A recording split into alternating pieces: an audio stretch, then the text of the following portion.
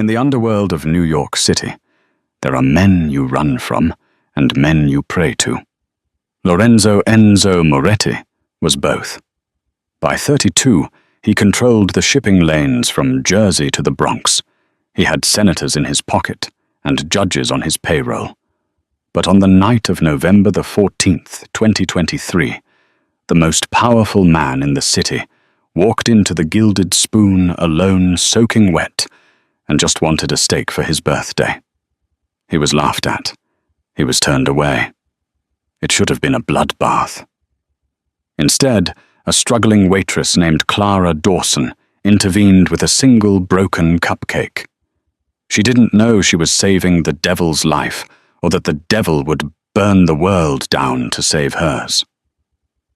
This is the story of the tip that changed history. The rain in Tribeca that night wasn't just rain. It was a deluge, the kind that slicks the cobblestones of Greenwich Street until they look like black mirrors. It was Tuesday, November the 14th. A Tuesday shouldn't matter, but for Clara Dawson, every Tuesday was a deadline. It was the day the rent check for her shoebox apartment in Queens cleared or bounced. Clara stood by the service station of the Gilded Spoon, one of those ultra-exclusive supper clubs where the menu doesn't have prices and the lighting is dim enough to hide 1,000 sins. She was rubbing her ankles. The heels the management required were cheap plastic things that dug into her Achilles tendon, but she couldn't afford the comfortable inserts. She was 26, but her eyes held the exhaustion of someone twice her age. Her son Leo had a fever again. The babysitter, Mrs. Gable, was charging double for overtime. "Table 4 needs water, Dawson."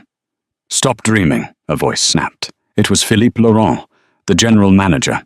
Philippe was a man who wore suits that cost more than Clara's annual salary, yet he always smelled faintly of stale cigarettes and desperation. He ran the floor like a tyrant, terrified of the owners. A shadowed investment group that everyone knew was just a front for money laundering, though no one said it aloud. "On it, Philippi," Clara murmured, grabbing a crystal pitcher. That was when the door opened. Usually the doorman, a former linebacker named Tiny, filtered out the riffraff before they even touched the brass handle. But Tiny was on a smoke break. The man who walked in brought the storm with him. He was tall, broad-shouldered, wearing a black trench coat that was heavy with water. His hair was plastered to his forehead, dark and severe. He didn't look like the usual clientele. The usuals wore Italian wool and Patek Philippe watches. This man wore heavy boots and looked like he had just walked 5 miles through a hurricane. His face was a map of sharp angles and a day's worth of stubble. There was a scar cutting through his left eyebrow, white against his olive skin. He stopped at the host stand. The dining room filled with the chatter of Wall Street bankers and minor celebrities seemed to quiet down instinctively. It was a primal reaction, like animals sensing a predator in the tall grass. Philip rushed to the front, his nose wrinkling in distaste. He saw a wet man, a rugged man.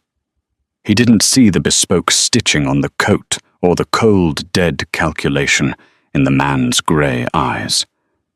"Can I help you?" Philippe asked, his tone dripping with the polite condescension reserved for tourists and lost delivery drivers. "I'd like a table," the man said. His voice was a low gravel rough from disuse. "For one." Felipe scoffed, glancing at the iPad reservation system he held, though he didn't actually read it. "We are fully committed this evening, sir. Reservations are made months in advance." The man looked around. "There's a two-top in the corner. Empty." "That table is reserved for a VIP," Philip lied. It was an overflow table rarely used. "Besides, we have a dress code. Jacket and tie required." "You are dripping on my foyer." The man didn't move. He took a breath, and for a second, Clara, watching from the shadows of the service station, thought he looked incredibly tired. Not angry, just bone-deep weary. "It's my birthday," the man said softly. He didn't say it as a plea. He stated it as a fact. "I just want a steak and a glass of scotch. I'll be gone in an hour." Philip laughed. It was a cruel, sharp sound. "Sir, there is a diner 3 blocks down. I'm sure they have birthday pie. Now please leave before I call security. You are disturbing the ambiance." The man's hand twitched by his side. Clara saw his jaw tighten. She saw the shift in his stance, the weight moving to the balls of his feet. She grew up in a rough neighborhood in the Bronx. She knew what a punch looked like before it was thrown. This man wasn't going to punch Philip. He was going to dismantle him. The air in the room grew thick. The man stared at Philip, and the silence stretched so thin it was about to snap. "Please," the man said one last time. "Get out," Philip hissed. The man turned. He didn't argue. He didn't scream, "Do you know who I am?" He simply turned around, his shoulders slumping slightly, the picture of a man who had everything and nothing all at once. Clara didn't think. If she had thought, she would have remembered her rent. She would have remembered Leo's fever. She would have remembered that Philippe had fired a busboy last week for dropping a fork. She slammed the water pitcher down on the counter. "Wait!" Clara called out. The room went silent. Philippe spun around, his eyes bulging. The man in the trench coat stopped his hand on the brass door handle. He looked back over his shoulder. Clara walked up to the front, ignoring Philippe's murderous glare.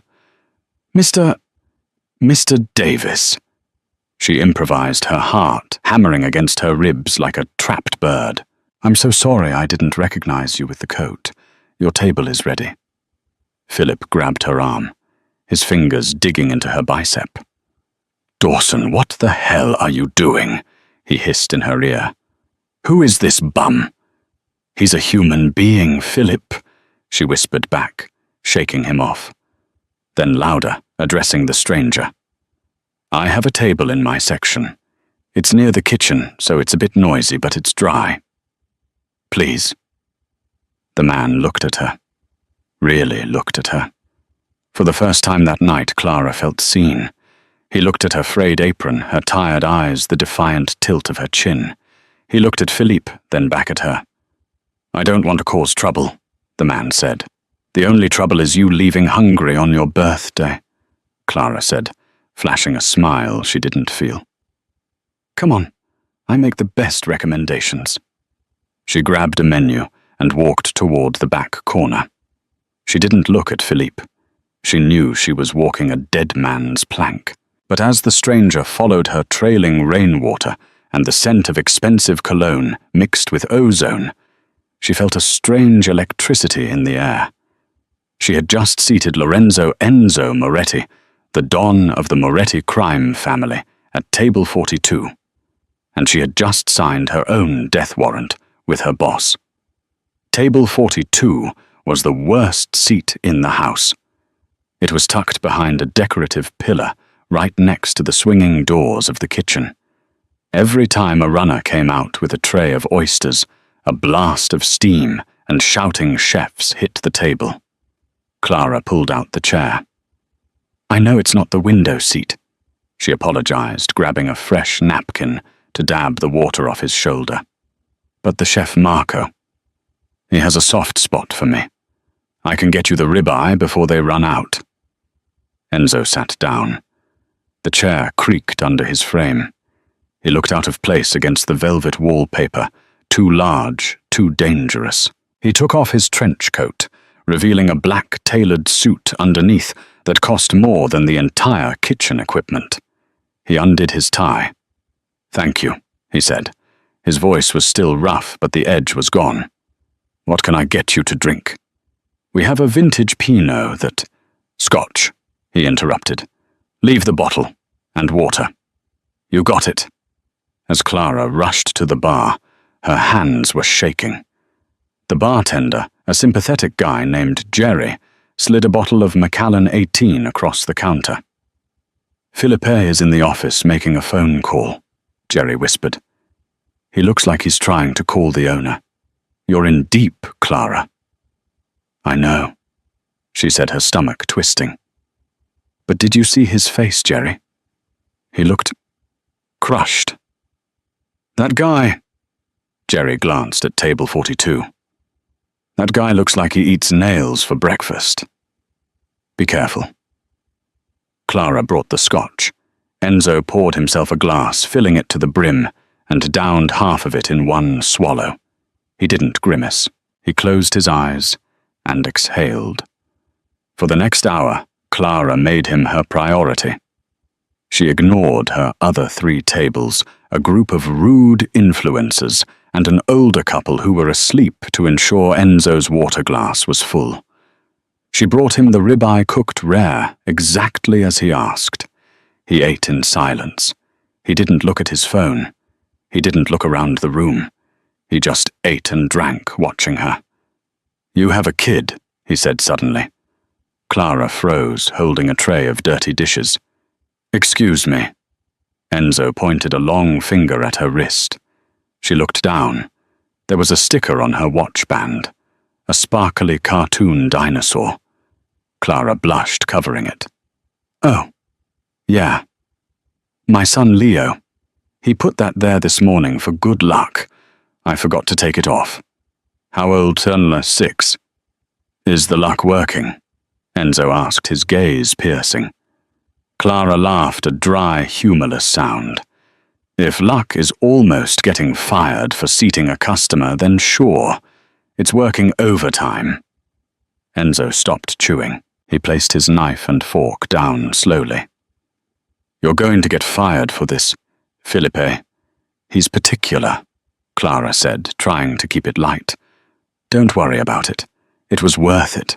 Nobody should eat alone on their birthday." Enzo stared at her for a long time. It was uncomfortable. He seemed to be cataloguing her features, the stray curl of brown hair, the fatigue under her eyes, the kindness that she wore like armor. "Why?" he asked. "Why what? Why help me? You don't know me. I could be a bum. I could be a criminal." Clara shrugged, shifting the heavy tray to her other hip. "My dad used to say that you can tell a man's character by how he treats the waiter. But you can tell the world's character by how it treats the lonely. Besides," her voice dropped, "my husband, my ex, he left on his birthday 3 years ago. Went out for cigarettes and never came back. I know what it looks like when a man is at the end of his rope. You looked like you needed a win." Enzo didn't speak. Under the table, his hand clenched into a fist. He knew exactly where her ex-husband was, or men like him. He dealt with them every day. But this woman, this waitress with the dinosaur sticker, she saw him as a human. Not as the Don. Not as a target. Just a man. "I have to check on table 6, she said, breaking the spell. When she came back, 10 minutes later, he was finished. The bottle of scotch was half empty. "Dessert?" she asked. "No, just the check." "Wait 1 second, she said. Clara ran to the back. The pastry chef had already packed up, but there were a few stale cupcakes left from the staff meal. They were dry vanilla things. She grabbed one, found a solitary, half-melted candle in the junk drawer, and lit it. She walked back to table 42, shielding the tiny flame with her hand. "Happy birthday to you," she sang softly, so only he could hear. Enzo Moretti, a man who had ordered hits on rivals and negotiated multi-million-dollar drug deals, stared at the pathetic little cupcake like it was a gold bar. The flame reflected in his grey eyes, softening the hard lines of his face. "Make a wish," she whispered, setting it down. Enzo looked at her. I wish he thought that I had met you 10 years ago before my soul turned black. He blew out the candle. On the house, Clara said. I'll grab your bill for the steak. She walked away to the POS system. When she returned with the black leather folder, the table was empty. Enzo was gone. He had vanished as quietly as a ghost. Clara sighed. Greater dine and dash. She thought. Felipe is definitely going to kill me now. I'll have to pay for the steak out of my tips. She opened the leather folder expecting it to be empty. It wasn't. Inside there was a stack of cash, $100 bills, a lot of them, and a business card. It was thick black cardstock with gold embossing. No name. Just a phone number and a symbol, a roaring lion. On the back of the receipt, written in sharp, angular handwriting, was a note. The luck worked. Buy Leo a real dinosaur. E. Clara's hands trembled as she counted the cash. $5,000. It was more than she made in 3 months. She looked up, scanning the restaurant. But he was gone. Dawson! The shout came from the front. Philippe was storming toward her, his face purple with rage. Behind him were 2 security guards. Pack your things! Philippe spat, knocking the tray out of her hand.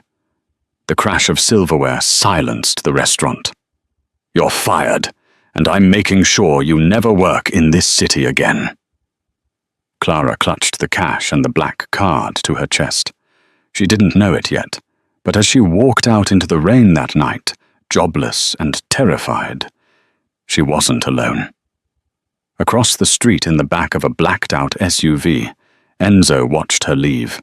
He picked up his phone. Sal, Enzo said into the receiver. Find out everything about the manager at the Gilded Spoon, and find out everything about Clara Dawson. I want a tail on her. 24/7. Nobody touches her. Boss, Sal's voice crackled. We have the meeting with the Castillo family in an hour. We need to prep. Cancel it, Enzo said, watching Clara hail a cab. I have a new priority. The war for the city was about to start, but for Enzo the battle line had just been drawn in front of a waitress who brought him a cupcake. The Q train rattled underneath the East River, the sound of steel on steel, screeching like a dying animal. It was 1:00 a.m. Clara Dawson sat on the hard orange plastic seat, hugging her purse to her chest. Her coat was still damp from the rain outside the Gilded Spoon, and a chill had settled deep into her bones that had nothing to do with the temperature. She looked around the car. A man slept in the corner, head lolling back. A teenager with headphones stared at his reflection in the dark window. Nobody looked at her. Nobody knew that inside her cheap faux leather bag sat $5,000 in cash, a stack of bills that felt heavier than a brick. She should have been relieved. This money was rent for 4 months. It was Leo's medicine. It was a new pair of winter boots. But as the train lurched toward Queens, Clara felt a rising tide of nausea. She had lost her job. Philippe Laurent wasn't just a manager. He was a gatekeeper. The high-end hospitality world in Manhattan was a small, vicious village. Word traveled faster than light. By tomorrow morning, the narrative wouldn't be Clara helped a customer. It would be whatever poison Philip decided to spit Clara was rude. Clara was stealing. Clara was unstable. The train doors hissed open at her stop in Astoria. She walked the 3 blocks to her apartment building, a 4-story walk-up with peeling brick and a front door that didn't lock properly. Inside apartment 3. B. The air smelled of Vicks Vapor Rub and old boiling water. Mrs. Gable was asleep on the couch, the TV flickering with the blue light of a late-night infomercial. She woke up with a start as Clara turned the deadbolt. "You're late," Mrs. Gable grumbled, pulling her cardigan tighter. She was a stern woman in her 60s who loved Leo but had no patience for Clara's chaotic schedule. "I charge time and a half after midnight, Clara. You know the rules." "I know, Mrs. Gable. I'm sorry. It was a complicated night." Clara didn't make eye contact. She walked past the sitter and peeked into the bedroom. Leo was asleep, but his breathing was raspy. The small dinosaur sticker was still on his wrist, peeling at the edges. His forehead was damp. Clara brushed the hair off his face, her heart aching so hard it felt like it might bruise her ribs. "I did this for you," she thought. "But what do I do tomorrow?" She went back to the living room and pulled $200 from the stack in her purse. She handed it to Mrs. Gable. The old woman's eyes widened. She snatched the bills. "Did you win the lottery? Or rob the register?" "Just a good tip," Clara said hollowly. "Can you come tomorrow morning? I have the day off. I need to take Leo to the clinic."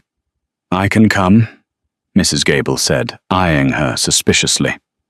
"But don't get used to flashing cash like that, girl. Easy money goes fast." When Mrs. Gable left, Clara sat at her tiny kitchen table. The linoleum was cracked. The refrigerator hummed a loud, broken tune. She took the stack of money out and set the black business card next to it. The Roaring Lion. She traced the gold foil with her thumb. Who was he, Enzo? That was the name on the note. He had looked at her with eyes that had seen too much darkness, yet he had tipped her like a saint. She didn't sleep that night. She sat in the dark, watching the streetlights cast long prison bar shadows across the floor, wondering if $5,000 was enough to buy a new life, or just enough to delay the end of the old one. Outside on the street below, a black sedan idled. The engine was off, but the windows were tinted pitch black. Inside the car, Enzo Moretti watched the light in window 3B. He hadn't gone to his penthouse in the financial district. He hadn't gone to the warehouse to meet his captains. He had followed the waitress. "Boss," Sal said from the driver's seat.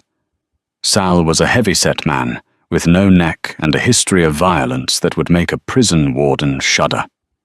"We've been here an hour. The Castillo family is moving shipments through the docks tonight. If we don't show face, they're going to think we're weak."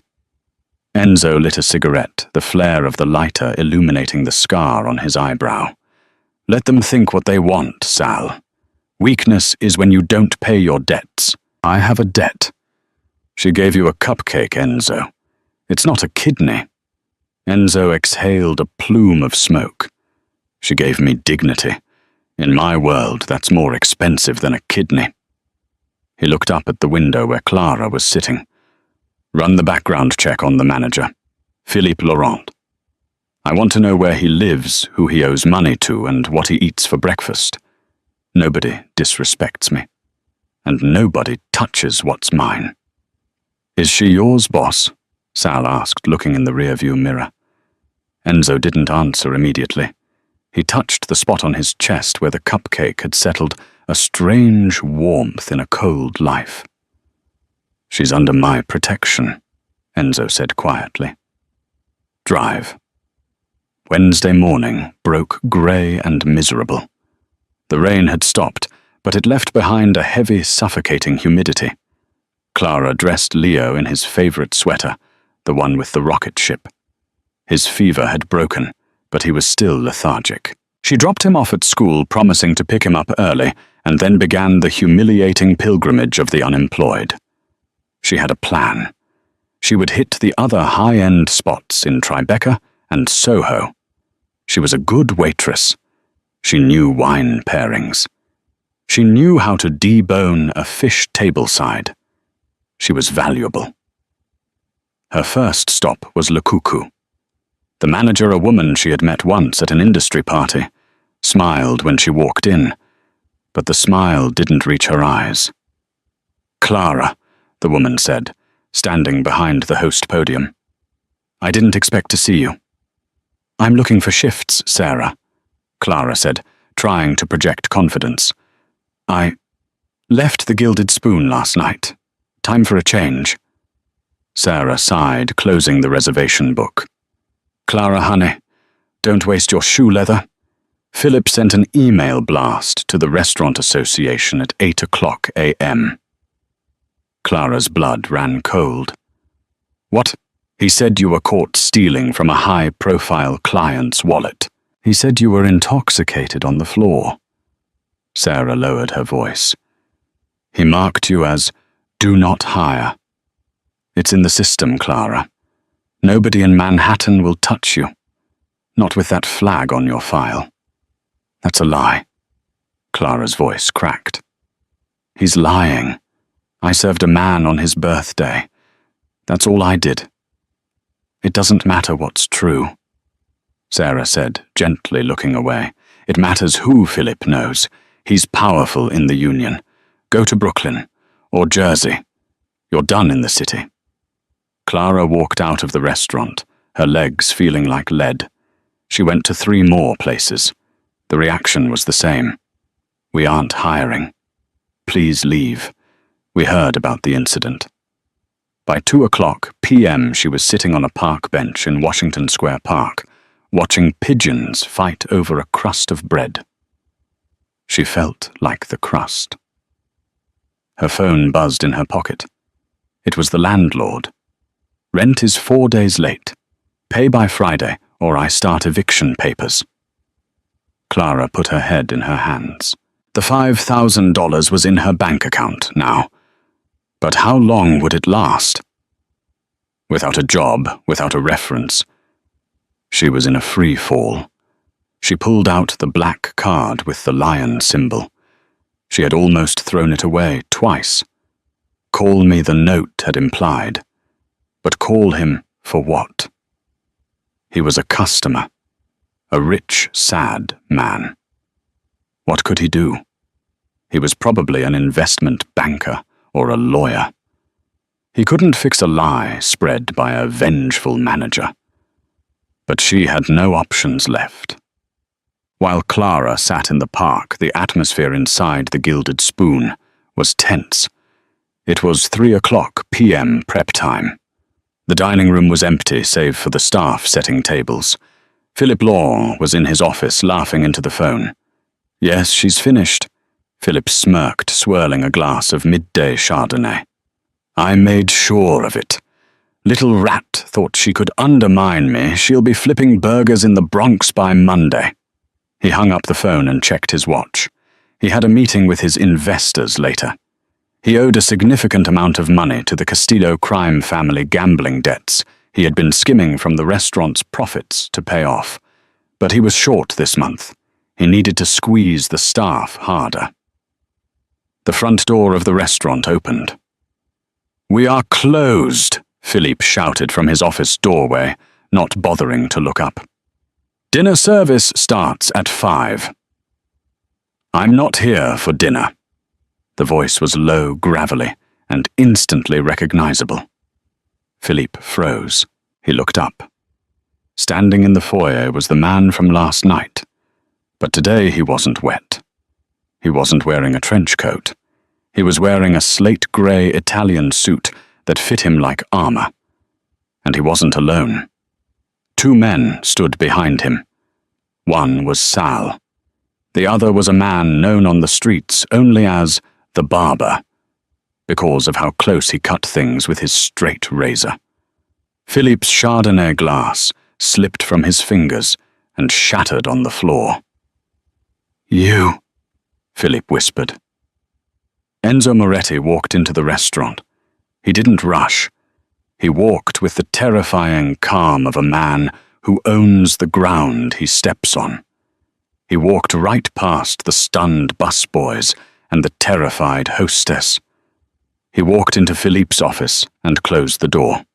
Sal and the barber stood outside, arms crossed, blocking the exit. Inside the office, the air turned freezing. Enzo didn't sit. He stood by the window looking out at the street. "Who are you?" Philippe stammered, backing up against his desk. "I'll call the police, I have an alarm." Enzo turned slowly. "You won't call the police, Philippe. Because if the police come, they'll look at your books. And if they look at your books, they'll see you've been stealing from the Castillos. And we both know what the Castillos do to thieves." Felipe's face went the color of curdled milk. "How? How do you know that—" "I know everything," Enzo said. He walked over to the desk and picked up the iPad where Philippe kept the reservation system and the employee blacklist. "You fired Clara Dawson," Enzo stated. She was incompetent. She broke protocol." "She fed me," Enzo said, "when you tried to throw me out like a stray dog. She fed me, and you punished her for it." Enzo leaned across the desk. The predator was out now. His grey eyes were devoid of mercy. "You sent an email this morning," Enzo said softly. "Lies. Slander." "It's just business," Philippe squeaked. "No, business is money. This," Enzo pointed to the iPad, "this is cruelty, and I don't like cruelty." Enzo reached into his jacket pocket. Philippe flinched, expecting a gun. Instead, Enzo pulled out a phone. He dialed a number and put it on speaker. "Yeah, boss," a voice answered. "Release the information," Enzo said. "Done." Enzo hung up. He looked at Felipe. "I just sent your financial records, the real ones, the ones you hide to the Castillo brothers. They know you skimmed 50 grand last month." Felipe fell to his knees. No, please, they'll kill me. You can't do that." "I didn't kill you," Enzo said calmly, adjusting his cuffs. "I just told the truth. Just like you should have told about Clara." Enzo walked to the door. He paused, his hand on the knob. "You have 10 minutes before the Castillos get here. If I were you, I'd run. But don't run to Jersey. That's my territory. And if I ever hear Clara Dawson's name come out of your mouth again, I won't send the Castillos. I'll come back myself." Enzo walked out. He signaled to Sal, "We're done here." As they exited the restaurant, leaving a sobbing Philippe behind, Enzo's phone buzzed. It was a text from an unknown number. "This is Clara. I found your card. I don't know who you are, but I'm in trouble. Please." Enzo stopped on the sidewalk. The sun was trying to break through the clouds. "Sal," Enzo said, his voice hard. "Get the car. We're going to Washington Square Park." "We have a war starting, Enzo," Sal warned. "The Castillos are going to be tearing the city apart, looking for Philippe. We need to go to the mattresses." "We pick her up first," Enzo said, opening the car door. "The war can wait." "She can't." Enzo looked at the text again. For the first time in years, he felt a purpose that wasn't about power or money. It was about the one thing the Mafia never offered redemption. He texted back, "Stay where you are." 5 minutes. The black SUV curb crawled toward the bench at Washington Square Park, parting the sea of tourists and NYU students like a shark moving through a school of minnows. It didn't look like a car. It looked like a weapon. The windows were reinforced polycarbonate, thick enough to stop a .44 Magnum round, though Clara couldn't know that. All she saw was her own distorted reflection in the tinted glass, looking small, pale, and desperate. The rear door opened before the car even came to a full stop. Enzo didn't wave her over. He stepped out. The change in the atmosphere was immediate. A group of skateboarders nearby stopped their noise. A street musician lowered his saxophone. Enzo stood on the sidewalk scanning the perimeter with a practiced, lethal efficiency. When his eyes landed on Clara, the hardness evaporated, replaced by a strange, intense gravity. "Get in," he said. It wasn't a command. It was an urgent invitation. Clara hesitated. Her mother's voice screamed in her head. Don't get in cars with strangers. But her reality screamed back. You have no job, no future, and rent is due. She stood up. Who are you? She asked, her voice trembling but audible. You leave me $5,000, get me fired, and now you show up in this. I didn't get you fired, Clara. I fixed the problem, Enzo said, stepping closer. He smelled of rain and gunpowder, a sharp metallic tang underneath his expensive cologne. But right now, standing on this corner is dangerous. For you. Why? Because the man who fired you, Philippe, owed money to bad people. And because I just destroyed him to settle a score, those bad people might think you're involved. Enzo extended a hand.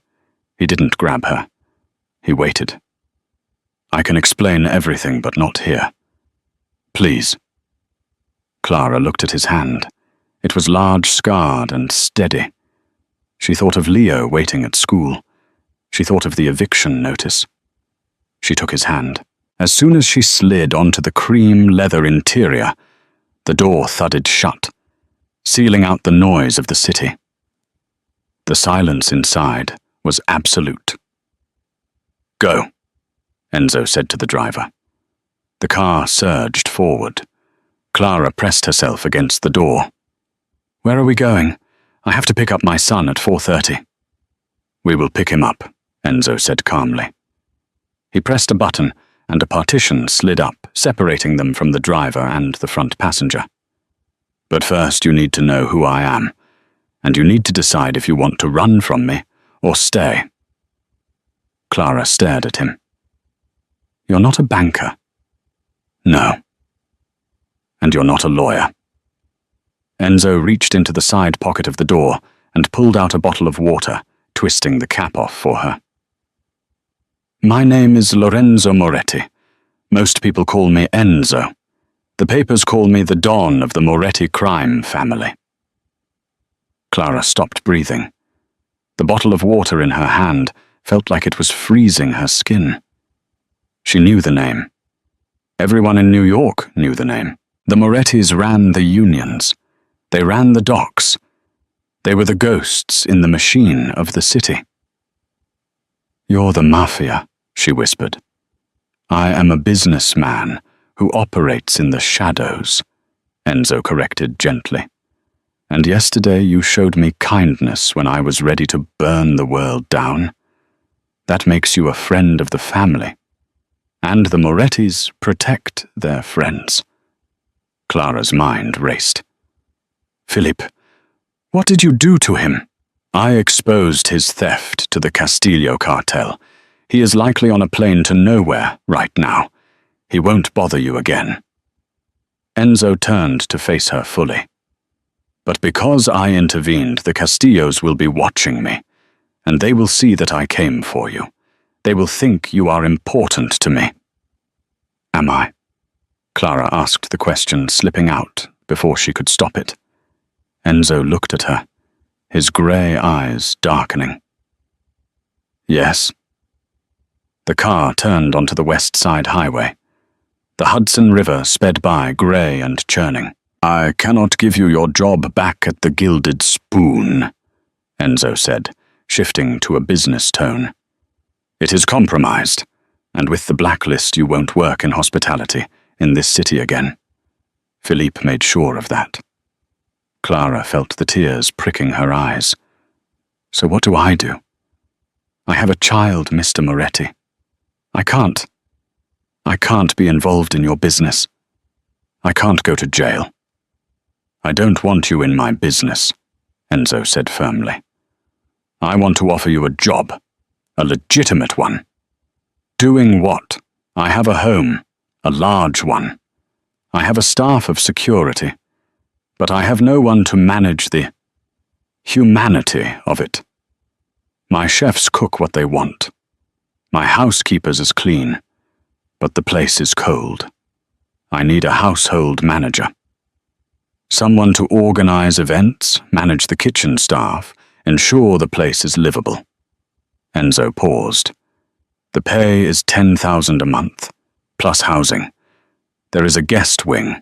You and Leo would live there. Rent-free. Safe. Clara's jaw dropped. 10,000. That's insane. Why? Because. Enzo looked out the window, his expression unreadable. I need to know that when I come home there is something real waiting there. Not just soldiers and silence. The car slowed down. They were pulling up to a private school in Queens, Leo's school. Clara hadn't even told him the address. He just knew. You can say no, Enzo said softly. I will give you $50,000 cash, and you can move to Ohio. Start over. Or you can come with me. Clara looked out the window.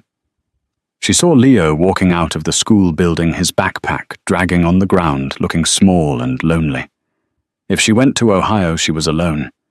If she stayed here, she was destitute. But in this car, with this dangerous, broken man, she felt something she hadn't felt in years. Safety. I don't want to go to Ohio, Clara whispered. Enzo nodded, a barely perceptible release of tension in his shoulders. Good. Then let's go get Leo. The penthouse Enzo's glass castle sat atop a spire in Tribeca, 60 stories above the grime of the streets. It was a fortress of floor-to-ceiling windows, black marble floors and sharp modern art that looked like it could cut you. It had been 3 weeks since Clara and Leo moved in. The transition had been surreal. Clara had expected a dungeon. Instead, she got a suite larger than her entire old apartment building. Leo had a room that overlooked the Empire State Building. He had stopped coughing within 2 days, the high-end air filtration system scrubbing the city smog from his lungs. But the luxury was heavy. The apartment was silent. The guards, Sal the barber, and a few others moved like wraiths, standing in corners, checking earpieces. Clara made it her mission to break the silence. It started with the smell. For years, the penthouse had smelled of lemon pledge and cold air. Now, at 5 p.m. on a Friday, it smelled of roasting garlic rosemary and searing beef. Enzo walked in through the private elevator. He was exhausted. The war with the Castillos was escalating. A warehouse in Jersey had been torched last night, retaliation for Philippe. He had spent the day negotiating with corrupt port authorities. He loosened his tie, expecting the usual empty echo of the foyer. Instead, he heard laughter. He walked toward Tour, the kitchen. Clara was there, wearing a simple apron over her, jeans and sweater. She was chopping basil. Sitting on the marble island, swinging his legs, was Leo. And then the T-Rex said, "Roar!" Leo shouted, waving a plastic dinosaur. And then the Triceratops said, "Not today, buddy." Clara roared back, tossing a piece of cheese into Leo's mouth. Enzo stopped in the doorway. He felt like an intruder in his own life. This scene was so domestic, so normal, it hurt. Leo saw him first. The boy went silent. He was still shy around Mr. Enzo. To Leo, Enzo was the giant who owned the Sky House. "Hi," Leo whispered. Enzo cleared his throat, stepping into the light. "Hello, Leo. That's a scary dinosaur." Leo looked at the toy, then at Enzo. "It's a Carnotaurus. It has horns." "Does it?" Enzo moved closer. He didn't know how to talk to children. His world was men who lied and men who died. "Is he the strongest?" "No," Leo said seriously. "The T-Rex is stronger, but the Carnotaurus is faster." Enzo nodded slowly. "Speed is good. Speed keeps you alive." Clara wiped her hands on a towel, watching them. She saw the way Enzo looked at Leo with a mixture of fascination and terror. as if he was afraid he might break the boy just by being near him. "Dinner is in 10 minutes, Clara said, her voice soft. "I made braciole, my grandmother's recipe." Enzo looked at her. "You didn't have to cook. We have chefs." "The chefs make food, Enzo. I make dinner. There's a difference." They ate at the smaller table in the breakfast nook, not the massive, formal dining table. For the first time in his adult life, Enzo Moretti didn't eat alone, and he didn't eat with business associates. He ate with a family that wasn't his, but felt like it could be. "This is, Enzo took a bite of the beef roll, the tomato sauce rich and acidic. He closed his eyes. It tasted like a memory he had forgotten. "This is incredible." "It's better than the school lunch," Leo piped up. Enzo chuckled. A real sound. But the peace was fragile. As they were finishing, Sal walked into the room. He didn't knock. His face was grim. Clara immediately tensed her hand, going to Leo's shoulder. "Boss," Sal said, not looking at Clara. "We have a delivery. Downstairs." Enzo's face changed instantly. The warmth vanished, replaced by the mask of the Don. "Excuse me," he said to Clara. He stood up, wiping his mouth, and walked out with Sal. Clara waited a beat, then whispered to Leo. "Go to your room, baby. Play with the iPad. Mummy will be there in a second."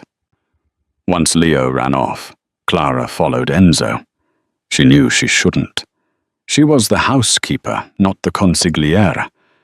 But this was her life now, too. She stood at the top of the stairs, overlooking the foyer. The concierge had sent up a box. It was wrapped in plain brown paper. Enzo stood over it, a knife in his hand. Sal stood back, hand on his holster. "Bomb scan was negative," Sal muttered.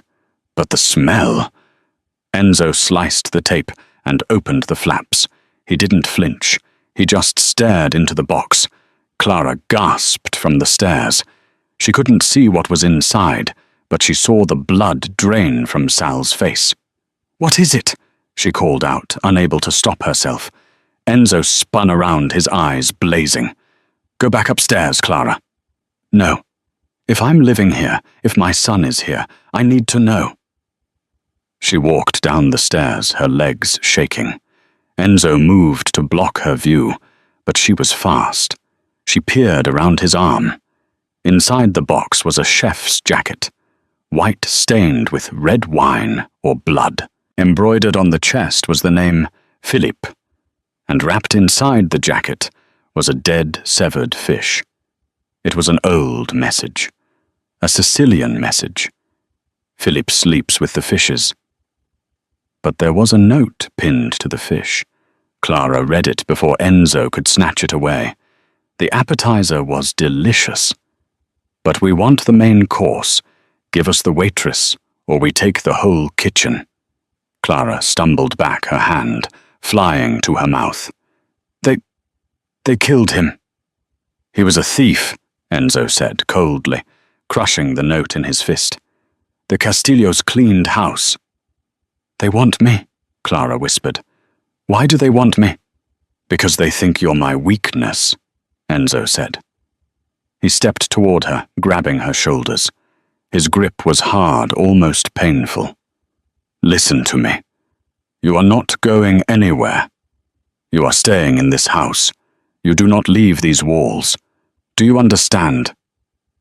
"Enzo, I can't put Leo in the middle of a war." "He is already in the middle," Enzo shouted, the thunder of his voice shaking the glass walls. "If you leave, they grab you off the street in 5 minutes. Here you are in a fortress.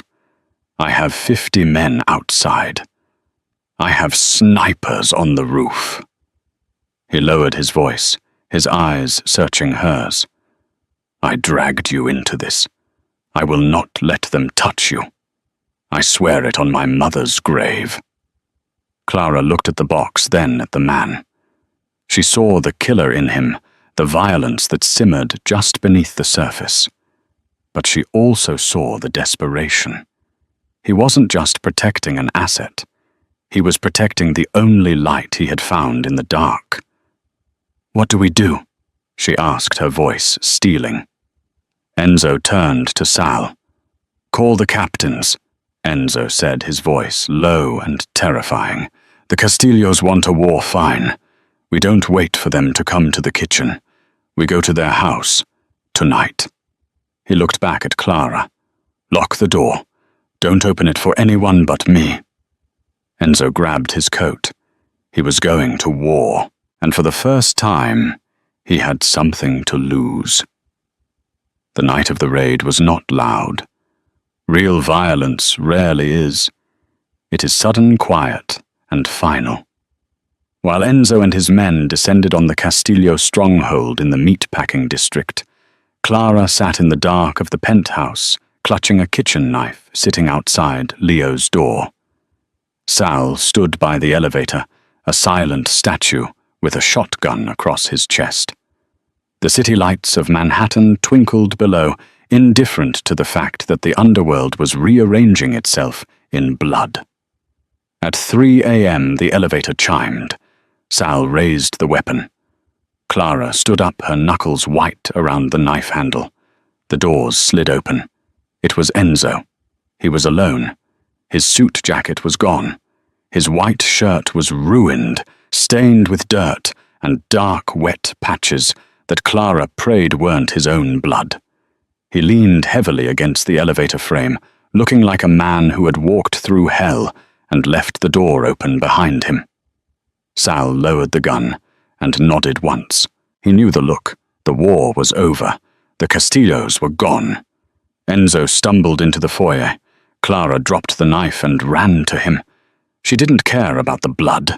She didn't care about the danger. She caught him just as his knees gave out. "I got it on the carpet," Enzo rasped, looking down at his boots. He sounded delirious. "Shh, it's okay," Clara whispered, guiding him to the sofa. "Let me see. Are you hurt?" "Not mine," he said, closing his eyes. "Most of it isn't mine." He grabbed her hand, staining her skin with the remnants of the night. His grip was desperate. "They are done, Clara. Philip. The Castillos. The debts. It's all erased." Clara grabbed the first aid kit she had prepared. She began to clean a deep cut on his cheekbone. "It's over, Enzo. You're home." Enzo pulled back, his eyes snapping open. The adrenaline was fading, leaving behind the cold, hard reality of who he was. "No," he said, his voice hardening. "It's not over. I bought you safety, Clara, but I am still who I am. Tonight proved that." He looked at his shaking hands. "You and Leo. You can't be here. You can't watch this. I have money in the safe. Take it. Go to the Hamptons. I'll send Sal to guard you." Clara stopped cleaning his wound. She looked at the man who had terrified the most dangerous criminals in New York, yet was terrified of tainting her. "You're firing me again?" she asked quietly. "I'm saving you," Enzo shouted, though his voice cracked. "Look at me, Clara. I am a monster. I kill people. I break things. You are a mother. You bring cupcakes. You don't belong in this world." Clara stood up. She walked to the window, looking at the reflection of the room. She saw the luxury, the darkness, and the man sitting in the center of it. "You're right," she said. "I don't belong in your world." Enzo slumped defeated. "I'll have the car ready in the morning." "But—" Clara turned around. Her eyes fierce. "You don't belong in that world anymore either, Enzo." She walked back to him, kneeling on the floor so she was eye level with him. The man who walked into the restaurant that night wasn't a monster. He was lonely. He was tired. And the man who played dinosaurs with my son isn't a killer. She took his face in her hands. "You wished for something when you blew out that candle." "What was it?" Enzo stared at her. The silence stretched heavy and thick. "I wished I wasn't alone," he whispered. "Then stop trying to send us away," Clara said. "We aren't going to the Hamptons. We're staying here." But things change. No more blood on the carpet, Enzo. You legitimize the business. You get out of the dark. You use that power to build something, not destroy it. Enzo looked at her, really looked at her, and saw something stronger than any soldier he had ever commanded. He saw a future. "It will take time," he said. "It will be dangerous. I'm from Queens." Clara smiled, tears finally spilling over. "I can handle dangerous."